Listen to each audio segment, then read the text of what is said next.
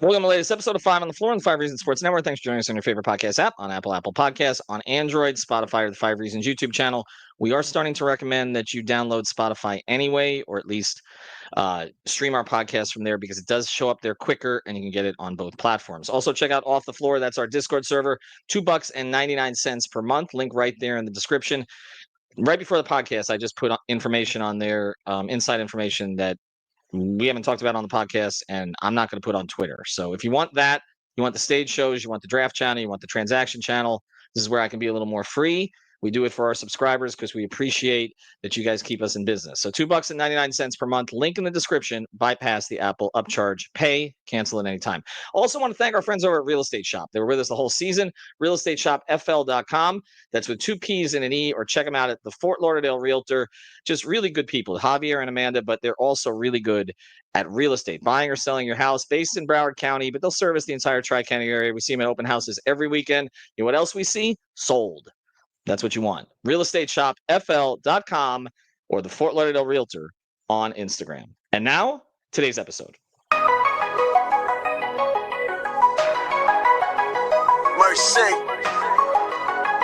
luxurious, Heat Nation, yeah, Mercy and Lago, down to Biscayne, yay, 5 on the floor, ride for my dogs, where here's the thing, you can check the score, hustle hard, couple scars, wearing bubble frogs, down to Biscayne. Kept the floor playing, got it all band. Y'all seen the block, stop with one hand. And Pat we trust, it's about have the guts. We're here to bring the heat, y'all can hang it up. Welcome to 5 on the Floor, a daily insider show on the Miami Heat and the NBA, featuring Ethan Skolnick, Greg Sylvander, Alex Toledo, Brady Hawk, and others from the 5 Reasons Sports Network. Also make sure to subscribe to Off the Floor for the most heat anywhere.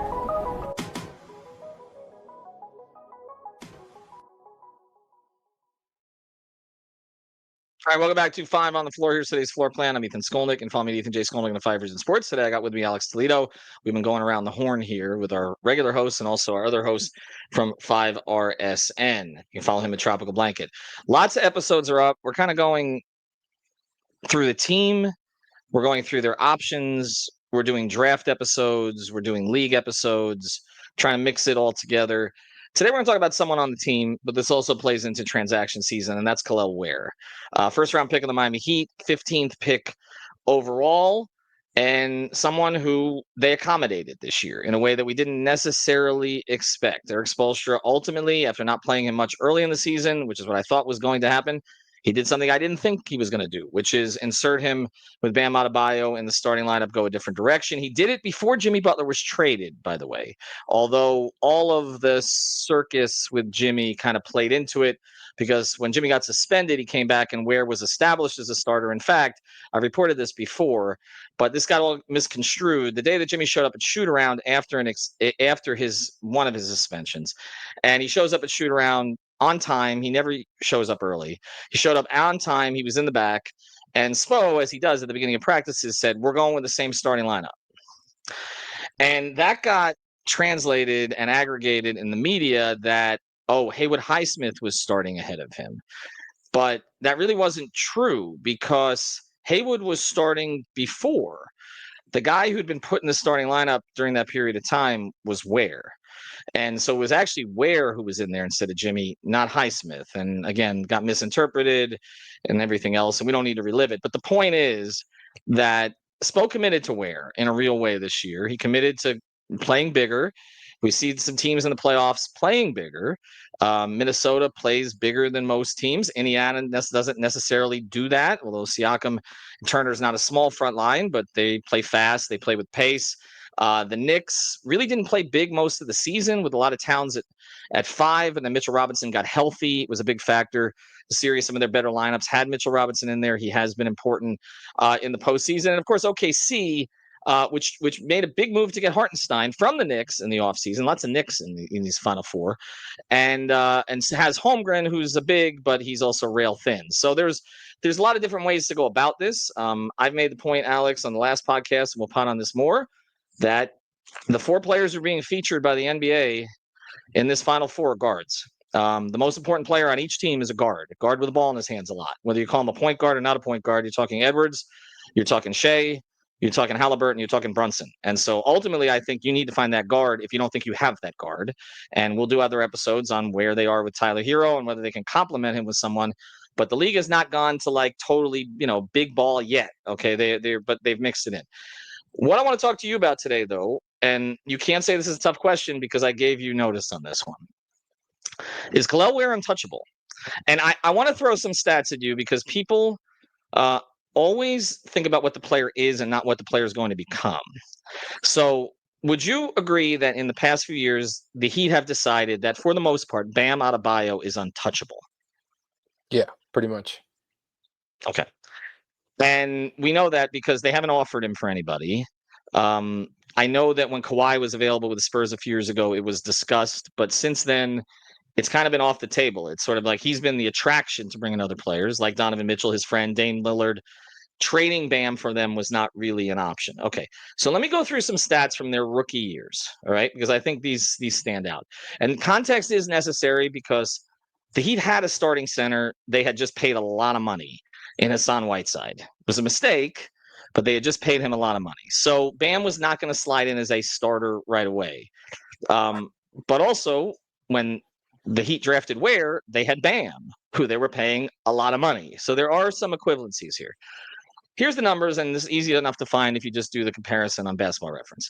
In their rookie seasons, Bam played 69 games, Ware played 64, roughly equivalent. Points per game, Ware 9.3, Bam 6.9. Rebounds per game, Ware 7.4, Bam 5.5. Assists per game. This is a place where we know Bam has his strength. 1.5 assists per game, 0.9 for Ware. Steals per game. Advantage Ware, 0.6. Bam, 0.5. Blocks per game, 1.1 Ware. 0.6. Bam. Advantage Ware. Again, a few more minutes here, but still. Field goal percentage, 55.4 Ware, 51.2 Bam. Both very good, but advantage Ware. 3-point percentage, Ware who shoots them. Bam didn't shoot them at that point. 31.5, but not on high volume. Bam did not make a three. Free throw percentage, slight advantage Bam, 72 versus 69. Effective field goal percentage, 59 to 51, advantage Ware. And then VORP, which is one of those stats that they come up with, is virtually the same. That's value over replacement player. What do you make of that, knowing the situation Bam came into and the situation that Ware came into? Well, you have a good point there where the circumstances, although they're not apples to apples, there's a lot of similarities there for sure. The main difference, as we know, is, that Ware came into the lineup much later, whereas Bam was kind of the backup all season, right? I don't think anybody else played over him that he had to beat for minutes, unlike the absolute forces of nature that Ware had to deal with and Thomas Bryant.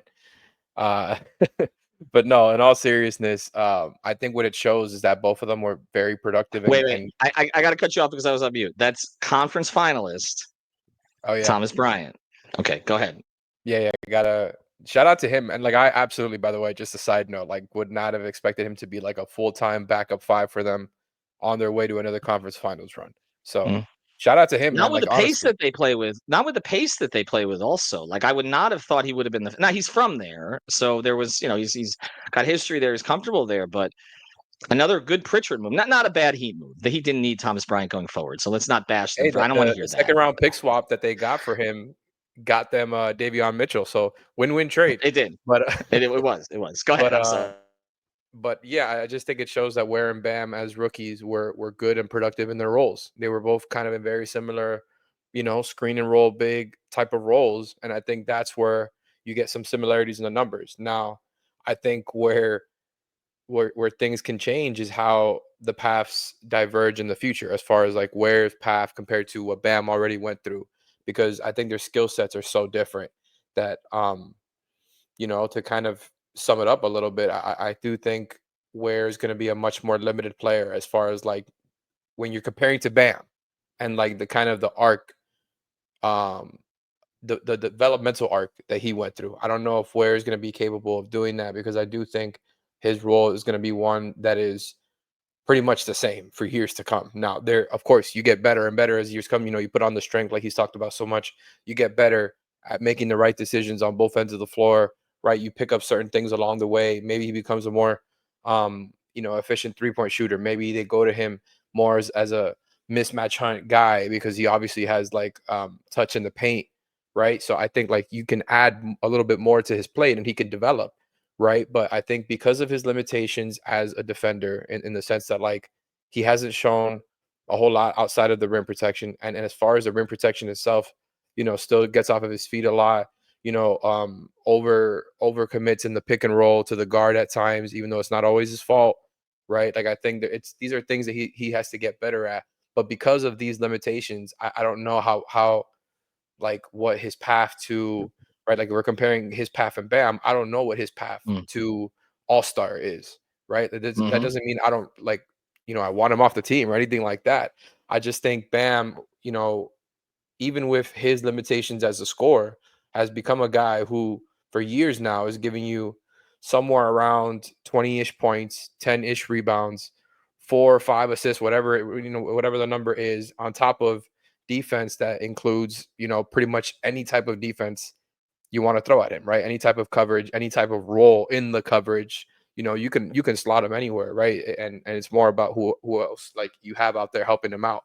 You can't do those things with Ware. You can't have Ware as a playmaking hub. He's frankly just not in the same stratosphere as Bam when it comes to decision making. I think that's somewhere he has a lot of work to do as far and on both ends of the floor, to go along with the strength. And then, like I mentioned on offense, he obviously has good touch and good shooting, but it's like, how do you put these things together into him becoming an all-star? I'm very skeptical of that. I think he can become a high level role player. And I know like role player has this, I don't know, like negative connotation at times, and it's really not a bad thing. Like most guys are role players. Most guys are not going to be the top 2 players on their team that the offense is centered around. It's just odds are, right? There's 2 on every team, more or less. So I just think like looking at him as a guy who's going to go like a Derek Lively type of path, and obviously even though he's still young, like it's just their skill sets are so different that it's hard for me to see them Mm. having a similar developmental arc. All right, I'm going to challenge you on the other side because I think a lot of Heat fans are going to challenge you, and I respect you putting it all out there. And I don't believe that Kel'el Ware is going to be better than Bam Adebayo, only because Bam Adebayo's ascent was so unlikely. But I do think he has the potential to be better than him based on the fact, well, where things go. So I'm going to get into that in a second. And by the way, Bam himself said this could be a defensive player of the year type player. And Bam, I don't think was just gassing him up. But it's not just that. And I want to get into it because I think context matters and where we are at the moment matters. Before we do, I want to mention a great sponsor of the 5 Reasons Sports Network. It's Prize Picks. Use the code 5, FIVE. Put down your 5, get your 50. Play the 5. That's all you got to do. Put down the 5, play the 5, get your 50. Pretty simple. 10-1. I mean, you can't get better odds than that, right? So check, well, you can, but it's pretty damn good. So you can play across the sports spectrum, up to 6 players together. Flex Fridays are back. Taco Tuesdays are back. We're going to be doing shows on all the conference finals games. And of course, the Panthers are still alive, so we'll be doing those as well. You can clean up on hockey on Prize Picks. Trust me. Use the code 5, FIVE. Play everything across the sports spectrum. All right, here's where I think we can challenge a little bit. Bam was drafted 14th. Ware was drafted 15th. Okay. Ware transferred. Bam was one place in Kentucky. College numbers relatively similar. I think part of what you're talking about is because we've seen Bam do it. And I think this is where these conversations get tricky and where it gets complicated about overvaluing your own players and saying, like, I did at one point, well, Josh Richardson can give you some Jimmy Butler things. I was wrong. People talked about Jaime Jaquez developing and eventually doing some Jimmy Butler things because Jaime actually had a more productive rookie season than Jimmy did. Okay, so you can project. So this can be wrong. Okay, because every player who becomes great, particularly if they come out of the middle of the first round or later, nobody saw it coming. They're unlikely. Okay, Jokic, Giannis, drafted 15th, and others. But here's why I think it could happen. I don't expect it to happen. Okay. The biggest thing that you mentioned that's a difference between the two guys, and I don't want to disparage anybody, but Bam's basketball IQ is just higher. That is just innate. Bam has insane basketball IQ, where to be, processing all the information that Eric Spoelstra gives him. I remember the night that they drafted him, and a longtime Heat employee who has something to do with some of this stuff, okay, and I won't say more, I met up with him in the hallway and just passing, and he's like, "We love this kid. He's the anti-Hassan." Okay. They did more research on Bam than on any other player to that point. They wanted somebody who took things really seriously. And I tell this story, and I hope that person told me doesn't get upset. And I'm not going to reveal who it is, but there was a moment when Bam and Hassan were playing together, and Hassan almost fell down an escalator or tripped over himself, and Bam joked, "Oh, that'll be 6 to 8 weeks." And so they, when they when they got Bam, like they knew what they were getting. They knew that they were getting somebody who could be a pillar of the franchise. The question was, what kind of player was he going to be? There was the Sean Kemp comparison on draft night. The others made sort of a weaker comparison to Clint Capella. Bam has kind of become his own player. He's a one man wrecking crew on defense that other teams have been trying to find the same Now player he's as. the one that people are getting compared to. Well, that's the thing. But also, he And has Evan clear Mobley got a offensive. Defensive Player of the Year this year after being compared to Bam early on in Well, his and career. Bam, and I told you that Bam got kind of, when I mentioned Mobley was studying Bam about a year ago, and I mentioned this at training camp, Bam in Boca, and he was kind of, he laughed about it because, and then ultimately Mobley got the Defensive Player of the Year before he did. But the overall point on this is Bam is unique. He's the unicorn in that respect, but he's also proven to have somewhat of a ceiling offensively. And I that's with, again, all due respect to Greg, but we have these same conversations every year because it's always like, when is the breakout going to come? And it appears that we have seen the majority of the breakout. He will have moments. He's not a carry the team type guy offensively consistently. And there are going to be months that are not as good as other months. In the previous season, it was he faded down the stretch of the season. After the All-Star break, this time around, he was bad. Not bad, but he wasn't enough in the first couple months and then was better later.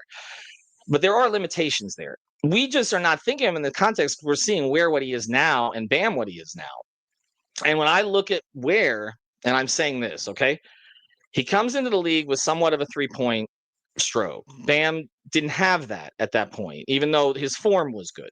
Bam was simply a role guy. Okay, limited role, playing behind Hassan. Spo didn't think he could play the two of them together. He tried it briefly. It was disastrous. Okay, if you look at the numbers, so he didn't stick with it. So that's one thing. Ware is not going to be Bam defensively in terms of his basketball IQ. It's not going to happen. We've already seen he does things Bam didn't do as a rookie. He leaves his feet. He's not in the same position, but there's a certain athleticism and bounce with him that I don't even know if Bam has. And so, again, different kind of defender. Okay, not going to be guarding you out on the perimeter, not going to be chasing Steph and Brunson and all these other guys. But in terms of the paint, he may be more of a deterrent ultimately once they get in the paint, and probably already is, than Bam is. Okay, that's the first thing. But offensively, I don't really know where he goes. He might not develop at all, or he might develop into a guy who gives you 25. And the reason I say that is the numbers come so easy for him. Like you and I would be sitting there some nights and be like, wait, he's got 14 and 9. How the hell did that happen? And that's why I'm always hesitant in these conversations. And then we're going to get to the next question, which was the original point of the episode, and we'll do it quick. I always wonder about this because we always think about what the player became, but not what the player was. And I watched Bam his rookie year, and I watched Ware his rookie year. And if you had told me then that Bam was going to be an Olympian, two-time gold medalist, be one of the two best players on two finals teams, I wouldn't have believed that. I would have thought he looks like a really, really, really good role player. And so, and some Heat fans will say he still is, but he's also a maxed one. And so that's why I'm reluctant, especially because Bam, who knows the process, who went through it, was begging Spo to play Ware. Hassan, we know there's some selfishness there, was not begging Spo to play Bam. He wanted to play more. He wanted the ball in the post. And some of that's personality. But as I get to this, and this folds back to my original question, and we'll do another episode on this later because I kind of went on a tangent. Maybe the episode title is going to change now to Will Kel'el Ware ultimately be better than Bam Adebayo became? Title, send. I guess here's the question. If Bam became untouchable, is Kel'el Ware untouchable now, or we don't know enough? I don't think he should be 100% untouchable. Now, it doesn't mean they should have him on the trading block. They should be, dangling him to teams and all of that stuff. And that doesn't mean I would want to move him either. I wouldn't, right? Like if I was in the front office, I would be holding on to Ware for sure. For as much as I pick at him, you're 100% right in that he reached a level of productivity, especially early on, where it was like, wow, for as raw as he is, he can put up numbers for you.